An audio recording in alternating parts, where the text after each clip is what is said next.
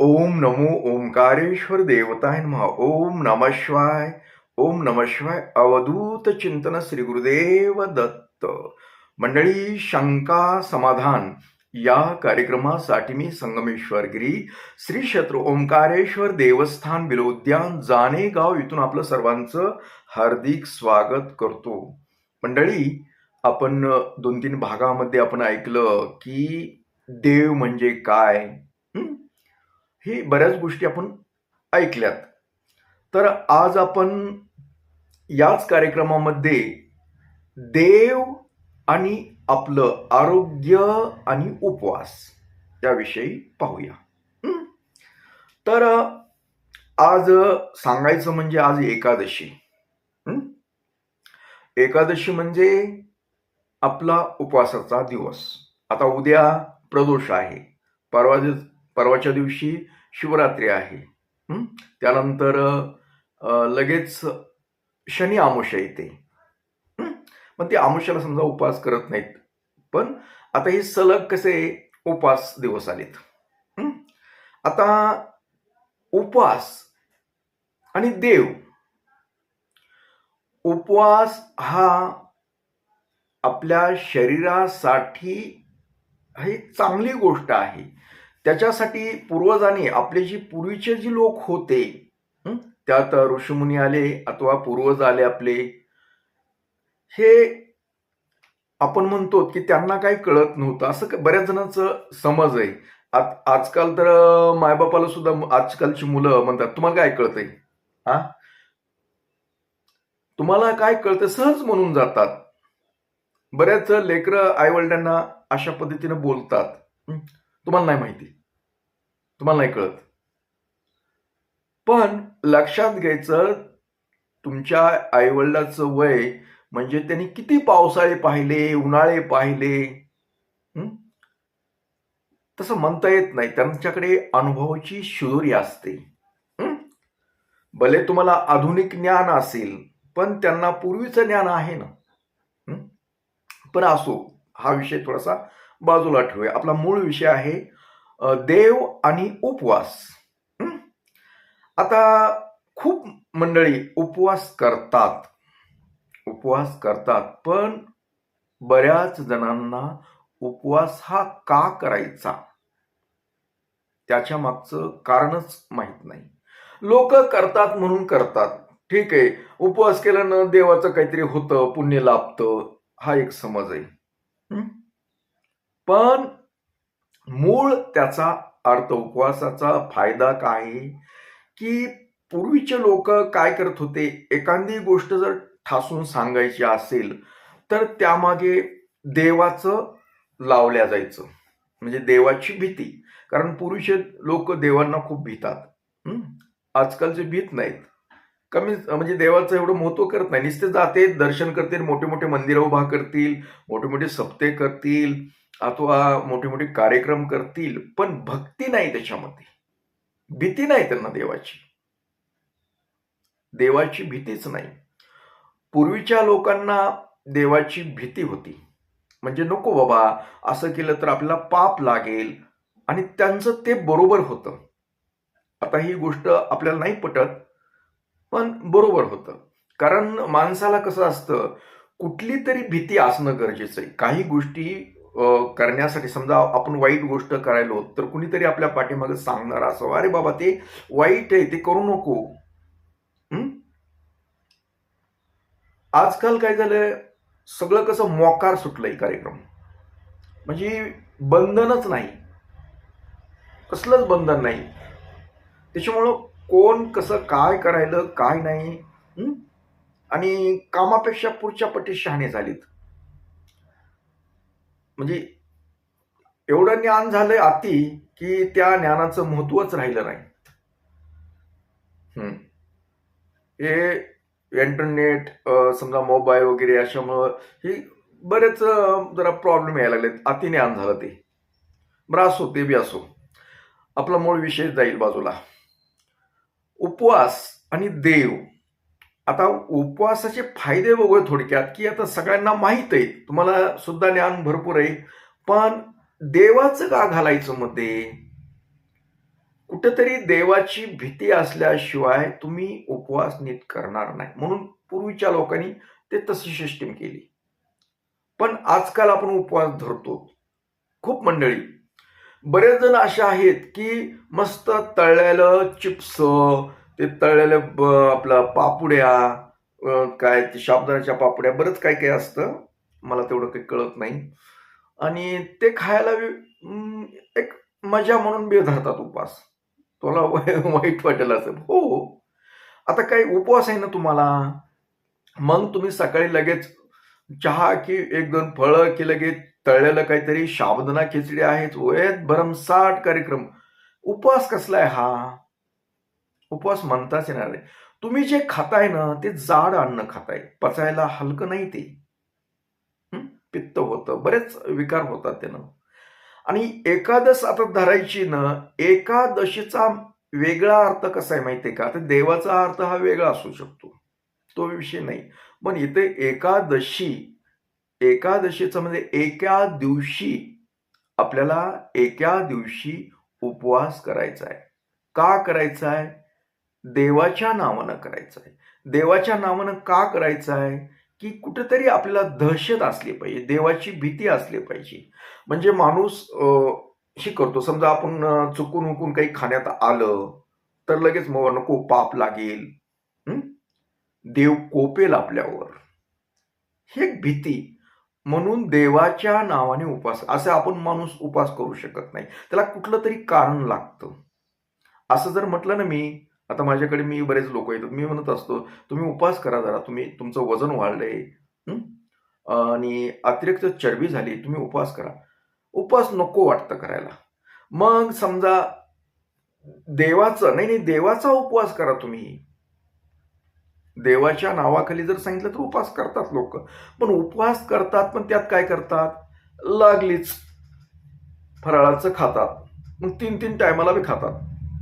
हा प्रकार नाहीये. एका दिवशी एकादशी म्हणजे एकादशीला फराळ हा वर्ज्य आहे नेमानं. का वर्ज्य आहे? आरोग्याच्या दृष्टीने बी वर्ज्य आहे आणि देवाच्या दृष्टीने पण वर्ज्य आहे. म्हणजे देवाचं घातल्यानंतर बी. आता उपवास काळामध्ये काय होतं शरीरामध्ये, ज्या वेळेस आपण काही अन्न खात नाही, त्यावेळेस आपल्या शरीरामध्ये शुद्धी होते, शरीर शुद्ध होतं. आता शुद्ध कसं होतं? आता एखादी नाली समजूया, नालीमध्ये दररोज घाण पडते, पाणी जातंय, ते झालं बडबड आळ्या वगैरे काही काही. पण एका दिवशी नालीमध्ये पाणीच टाकायचं नाही, म्हणजे आपलं घाण करायची नाही उदाहरणार्थ, आणि नुसतं पाणी टाकत राहायचं, मग ती नाली स्वच्छ होईल. तसं आपल्या शरीरामध्ये एका दिवशी आता काही खायचंच नाही, अन्न हे भक्षण करायचं, मग कुठलंही नाही, ते तुमचं चिप्स नाही, फळं नाही, काय नाही, अजिबात खायचं नाही. मग तुम्ही म्हणाल मग कसं करायचं? काही होत नाही, मरत नाही हो, नाही मरत, अजिबात मरत नाही. अन्न एका दिवशी नाही घेतलं म्हणून काही होत नाही, अजिबात होत नाही. त्याचं उदाहरण मी तुमच्या माहितीस्तव सांगतो. मी गेली आता 2 वर्ष होतात, झाले बी असतील कदाचित, हो झालेत, मागच झालेत. आता 2 वर्ष होऊन 3-4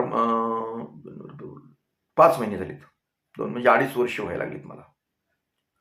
मी पूर्वी थोडं सुरुवातीला 1 टायमाला जेवण करत होतो, दिवसाकाठी फक्त 1 टायमाला, ते बी मर्यादितच. त्याच्यात अजून बरेच उपवास येतात. मग आता त्याच्यात शिवरात्री येते, प्रदोष येतो, सोमवार येतो, गुरुवार येतो, चतुर्थी येते, हे उपवास असायचे. परत तेवढ्या मधल्या काळामध्ये फक्त 1 टाइम जेवण करायचं. पुन्हा त्यानंतर मी ठरवलं की नाही, आता मी फक्त दररोज 100 ग्रॅम अन्न खायचं. 100 ग्रॅमच खायला चालू केलं. तर काही नाही, कुठं काय, मी तुम्हाला बोलतोय ना तुमच्याशी, आता बोलतोय ना, काय माझ्याकडे काय प्रॉब्लेम आहे? कधीतरी मला 8-10 दिवसाला खाण्यात येतं, जेवण करण्यात येतं, भाजी पोळी काय, भाकरी, कुणी काही असेल तर कधीतरी कुणी आणून दिला डब्बा तर. मी तर स्वतः करत नाही, पूर्वी करत होतो, पण आता करत पण नाही. स्वतःसाठी पोळी बी करत नाही आणि भाकरी काहीच करत नाही. मला येत होतं पण आता सोडून दिलं सगळं. आपल्याला खायचंच नाही तर करायचं कशाला? तुम्हाला सांगायचं तात्पर्य म्हणजे उपाशी राहिल्यानं काही मरत नाही. हा विषय ना. तर अशा पद्धतीनं मी समजा एक टायमाला कधीतरी खाऊन आता मग तुम्ही म्हणाल की दररोज काय खाता तुम्ही? मी थोडंसं फळं वगैरे तर काही कडधान्य वगैरे खातो. जर भूक लागली शेंगादाणे, फुटाणे थोडंसं काही अगं फळ असेल तर. तर अशा पद्धतीने मी चालवतो. आता हे असं का करायचं? हे झालं माझं समजा. पण तुम्हाला सांगतो आज एकादशी ना, मग एका दिवशी तुम्हाला फराळाचं खाण्याची गरजच नाही. का गरज नाही?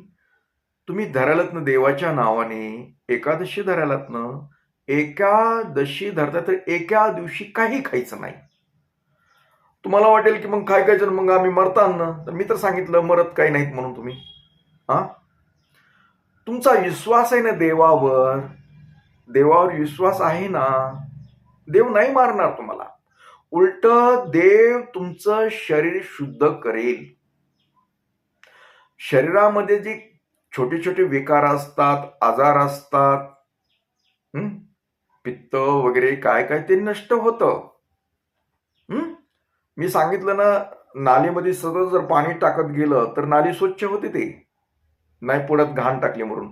अन्न म्हणजे घाणच करतो ना आपल्या शरीरामध्ये. मग 15 दिवसामधून आपल्याला एका दिवशी एकादशी मग रिकामं पोट ठेवायला काय बिघडतं? आपण एवढं पैसा कमवतो, पळापळी करतो, मग आपलं शरीर शुद्ध असलं पाहिजे, आपलं निरोगी असलं पाहिजे शरीरामध्ये विकार होऊ नये यासाठी पूर्वजांनी आपल्याला ही सिस्टीम सांगितलेल्या आहेत. तुम्ही एकादशी धरा म्हणजे रिकामं पोट ठेवा, उपवास करा. उपवास का करा? तर एका दिवशी विश्रांती द्या शरीराला. का? क्लिनिंग, सफाई. शरीरातली सफाई होण्यासाठी, स्वच्छता होण्यासाठी ही गोष्ट करायची असते. तेही देवाच्या नावानं, म्हणजे दुहेरी फायदा आपला. एक तर देवाचा उपवास झाला, देवावर आपली श्रद्धा झाली, परत आपलं शरीर शुद्ध झालं. किती चांगली आयडिया वापरली पूर्वजांनी आपल्या. पण आपण त्या आयडियाचं काय करतो? बसा काही ना काही दिवसभर चरत राहतो. आज उपवास आहे, केळी खा, हे खा, ते खा, चालूच आहे. अरे काही उपयोग नाही त्याचा. ते देवाला बी मान्य नाही आणि तुमच्या शरीराला मान्य नाही. आता हा प्रश्न एखाद्या वेळेस तुम्ही मला विचारणार, मला माहिती आहे तुम्ही काय म्हणणार आहे ते चांगलं कळतंय की मग आम्हाला चक्कर आली, थकवा आला तर काय करायचं, मग कसं करावं, मग आम्हाला तर काम करावं लागते. तुम्ही मान्य ना, तुम्हाला काम करावं लागतात. पण सांगू का, काम करायचेत ना करा. मनामध्ये जर फिट्ट ठरवलं, असे लोक आहेत काही अजिबात खात नाहीत. आहेत ना, नाही असं कसं? खूप लोक आहेत कठोर उपासना करतात, उपास तर ती खात नाहीत काहीच. आणि तुम्हाला बी तर असंच वाटत असेल की आपलं शरीर शुद्ध व्हावं. प्रत्येक पंधरवड्याला म्हणजे एका दिवशी आपल्याला पूर्ण शरीर शुद्ध करायचे. कुणी एकादशी ज्याच्या त्याच्या भावनेचा प्रश्न ईश्वराचं ज्याचे करतात. कुणी एकादशी धरेल, कुणी आता शिवाचं करतायत तरी प्रदोष धरू शकतात, प्रदोष उपवास करू शकतात. अथवा शिवरात्री असते ते पण त्याला दिवसभर काही फराळाचं खायचं नसतं. हे जे आपल्याला पूर्वजांनी लावून दिलेले सिस्टीम आहेत ना देवाच्या नावाखाली, ते त्याचं कारणच ते ना. एक तर देवाचा उपासना होते, उपवास होतो आणि परत आपलं शरीर शुद्ध होतं. शरीर शुद्ध होतं, आपल्याला निरोगी शरीर राहतं. आपलं जी किरकोळ चाललर चिल्लर जे आजार असतात ना, त्यात बरोबर वजन बी व्यवस्थित राहतं, संतुलित राहतं जरा. तर हे पूर्वजांनी व्यवस्थित करून ठेवलेलं आहे, पण त्याचा आपण वापर करत नाही. असो, आता तुम्हाला चक्कर येते वगैरे असं मला वाटतं, समजा वाटायला लागलं की बाबा आपण काही खाल्लं नाही, नक्कीच आपल्याला चक्कर येऊ शकते. हे का होतं माहितीये का? आपलं मन ज्या वेळेस, जर तुमचं मन ईश्वराच्या शक्तीवर जर असेल ना विश्वासानं, तर तुम्हाला चक्कर पण येत नाही. मी माहितीच तो मनामध्ये जर असला भाव तर काहीच होत नाही. आपलं मन कुठंतरी डुगुमुग डुगुमुग करायला लागलं की नक्कीच होतं बरं का, नक्कीच होतं. हं? हे काय होतं, कुणी आपण आजारी असतो, कुणी आता समजा शुगरवाले लोक काही आहेत, त्यांना डॉक्टर सांगतात की उपाशी राहू नका, दिवसातून 4-5 वेळेस खात जा थोडं थोडं, कारण खातच राहा सांगतात. मे बी शुगरवाला माणूस आहे, मला बी सांगितलं होतं, माझी वाट लागली होती, त्यांनी सांगितलं होतं त्यावेळेस. कमी नव्हती वाट लागली, म्हणजे लय बेकार झाला कार्यक्रम. म्हणजे तिथे ऐकत नाही डॉक्टरचं, जेव्हा जायचं तर जाऊ द्या म्हणत असतो. आणि हे जे सांगणारे डॉक्टर आहेत ना, असे सांगणारे डॉक्टर सुद्धा आमचा सल्ला घेतात. अभिमान नाही मला, पण घेतात. कारण हे त्यांचं चाललेलं आहे, ते बिझनेस असतो. त्या जाऊ दे ते बी. तर आपल्याला उपवास काळात चक्कर आली तर काय करायचं? सगळ्यात सोपा मार्ग, जर सर्दी वगैरे काही तुम्हाला होत नसेल, लिंबू चालत असेल ना, एक अर्ध लिंबू पिवळ्या कलरचा असावं, हिरव्या कलरमध्ये रस निघत नाही. म्हणजे पिवळं असलं की त्यात रस असतो, लिंबाचा रस असतो. अर्ध लिंबू, लय मोठं बी नाही लय छोटं बी नाही, मध्यम आकाराचं लिंबू घ्यायचं, अर्ध लिंबू कट करायचं, एक ग्लासभर पाणी घ्यायचं, त्याच्यामध्ये ते लिंबू पिळायचं चांगलं बी काढून, आणि त्यामध्ये असं या 2 बोटाने धरून मीठ, असं 2 बोटाने असं धरून चिमटीनं हे मीठ त्याच्यामध्ये टाकायचं, ते 1 ग्लासभर पाण्यामध्ये. आणि तुम्हाला जर शुगर नसेल तर 2 चमचे साखर टाकायची, मस्त हलवून ते 1 ग्लास घ्यायचा. एक 5 मिनिटामध्ये तुम्हाला तरतरी आली पाहिजे आणि भूक पण लागणार नाही, आणि अंगामध्ये ऊर्जा निर्माण होते आणि तुम्ही काम करायला समर्थ होतात. असं 2-3 वेळेस जरी केलं, 4 वेळेस करा आणि पाणी पित राहा. ह्यानं काय होईल, आपले आतडे वगैरे सगळे साफ होतील, शरीर शुद्ध होईल मध्ये. आणि एवढं पाणी प्या की तुमची लघवी ही पांढऱ्या कलरची झाली पाहिजे, पिवळट कलरची नाही हो. इथपर्यंत पाणी पित राहा. बघा, तुम्हाला थकवा बी येणार नाही, परत तुमचं शरीर बी शुद्ध आणि मोकळं मोकळं वाटेल. हा उपवास एकादश अशी करायची आपल्याला. आता तुम्हाला एक प्रश्न, कुणी शुगरवाले असतील, ते म्हणते ना आम्हाला साखर आहे, शुगर आहे, मग तुम्ही तर सांगताय की मध्ये साखर टाका. तर तुमच्यासाठी सांगतो, तुम्ही नुसतं लिंबू पाणी आणि चिमूटभर मीठ टाकून जरी घेतलं तरी चालतं. साखर नाही टाकली तरी चालतं तुम्हाला. ज्यांना शुगर नाही त्यांच्यासाठी सांगितली साखर. आणि थोडी साखर एखादी चमचा टाकली तरी चालते, काय अडचण नाही. कारण तुमच्या दिवसभरामध्ये शरीरामध्ये काही गेलंच नाही तर ते साखर बी चालते, तुम्हाला काही होत नाही एवढं. हा मी अनुभवलेलं आहे म्हणून सांगतो तुम्हाला. तर अशा पद्धतीनं देवाचा उपवास करायचा असतो. उठलं की काही ना काही हे फक्त तुम्ही काय करता, उपवास धरता, भाकरीच्या पोळीच्या ऐवजी काय करायला, फळं खायला, इतर काही पदार्थ खायला लागलात, मग ते उपवास धरण्यात काय अर्थ आहे का? ते देवाला पण मान्य नाही. आणि देवावर जर तुमची श्रद्धा असेल ना, तर तुम्हाला या गोष्टीची सुद्धा गरज पडणार नाही. माणसाला कसं कुठल्या तरी गोष्टीवर एक विश्वास ठेवला ना, तर आपलं शरीर साथ देतं हो. शरीर 100% साथ देतं. सगळं कसं डोक्यावर आहे अवलंबून. आपल्याला वासना, भावना ह्या गोष्टी झाल्या तरच भूक लागते. खाण्याविषयी कुणी आपल्यासमोर खायला चमचमीत पदार्थ खायला की आपलं मन तिकडे वळल्या जातं आणि भूक लागते. त्याच्यामुळं शक्यतो तसे पदार्थ बघायचे नाही. घरामध्ये काही केलं कुणी तर तिकडे बघायचं नाही, अगर काही विचारायचं पण नाही, आणि खाण्यापिण्याच्या गोष्टीवर चर्चा करायची नाही चमचमीत. लगे भूक लागते. तसं तुम्हाला उपवास धराय तर अशा पद्धतीनं धरा. आता प्रश्न राहिलाय की आता सलग 3 दिवस उपवास आलेला आहे. बरेच जण माझे आहेत काही मंडळी संबंधित, त्यांचा प्रश्न आहे की आता सलग आम्ही 3 दिवस कसा करायचा. 3 दिवस तुम्हाला असं करायचं की जर एकादश बी धरायची, प्रदोष पण धरायचा आणि शिवरात्री पण करायची, तर तुम्ही एक टायमाला समजा संध्याकाळी फळं वगैरे खाऊ शकतात, अथवा थोडेसे भगरी चालते थोडीशी तुम्हाला. हं?